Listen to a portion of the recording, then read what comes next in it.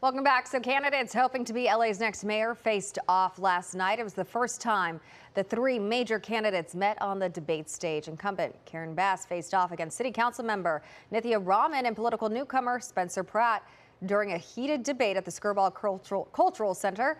The race for mayor turned increasingly personal and confrontational. She's an incredible liar. And if you are satisfied with the status quo, then I've got great news for you. The incumbent is on the ballot.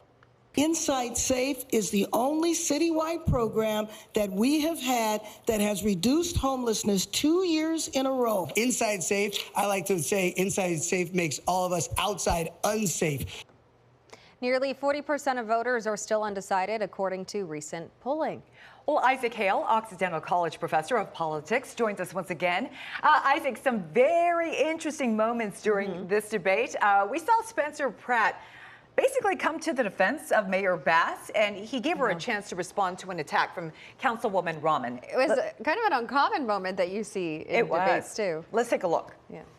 No new staff members have been hired for this. No leadership has been hired. Thank you. Your time is up. Thank you. Mr. Pratt, this next question is for you, and you have 60 seconds. Mayor Bass would like to respond. I don't know if you heard. Do we have the time? No, I'm just... No, go ahead, Mayor. Well, thank you. Let me just say that the bureau that the councilwoman is referring to... Isaac, were you surprised by that moment? Because I know I was. And what do you think the strategy was there? I mean, I was surprised. I think Mayor Bass was surprised. Yeah, I think so too. Spencer Pratt started the debate by calling her a liar, after all. But I think it makes sense when you think about the dynamics of the election and the electoral system. If no candidate gets 50% in the first round, the top two will advance and face each other in November. And I think Councilmember Ramen is right when she says that both Pratt and Bass would like to face each other. The incumbent mayor is quite unpopular. Only 25% of Angelenos say they plan on voting for her. That is a dismal number for an incumbent. And conversely, Democrats outnumber Republicans 2-1 in the city of Los Angeles, and President Trump is extremely unpopular. And so Mayor Bass would very much like to face a Republican in November rather than a fellow Democrat. But I thought it was interesting, too. You know, Pratt came back and said, why would I want to run against Karen Bass? Karen Bass is backed by the powerful LAPD union. If anything, I'd want to run against you.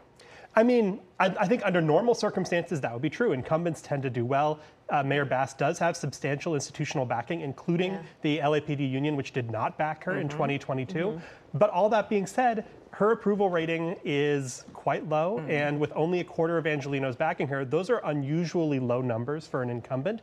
And normally, a Republican would have a very difficult time winning the mayor's race. Look at how Rick Caruso fared in the last election. And so I think Pratt sees a very weak incumbent as his path to the mayor's office. Yeah, Isaac, there was this one moment last night where Nithya Ramen made this whole it's them against me, and she just flat out said it.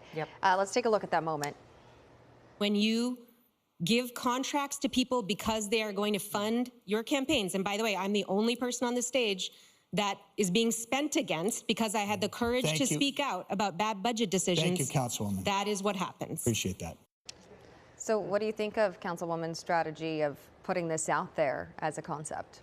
I mean, I think it makes sense. You know, Mayor Bass is in a weak spot as an incumbent. 2/3 of Angelenos think LA is on the wrong track. I think what Councilmember Ramen wants to do is portray herself as the outsider in this race. Now, she is in government, but she is in a much less prominent position in government. She's one of 15 city council members as opposed to the incumbent mayor. And I think it makes sense for her to try to frame herself as the agent of change. Whether voters will go along with it is an entirely different question. All right, well, Isaac, let's talk about this. We know that ballots are already mailed out. And in recent polling, 40% of voters say they are still undecided in this mayoral race, okay? Which puts extra importance, of course, on last night's debate. Not to say any one candidate won this debate, we were talking about this earlier, but did one candidate having maybe a winning night, a winning moment for themselves and gain momentum? I think all of the candidates had strong moments in the night. For instance, when Councilmember Ramen was talking about housing, that was a strong moment for her.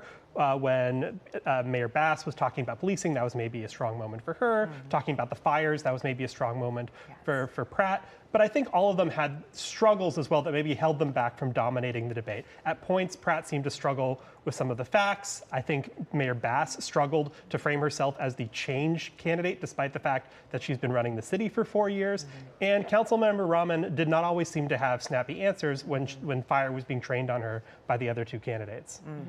It was definitely an interesting debate last night, for sure. All right, with more to come on that, we're going to see what happens. But people are already voting, so people's decisions are already made as well. All right, thank you so much, Isaac. We appreciate it. I'm sure we'll be talking very again soon as we reach June 2nd. Thank you for having me. Thanks, Isaac. You can find information on the key races in the June 2nd primary on our website. Just head to cbsla.com/votersguide.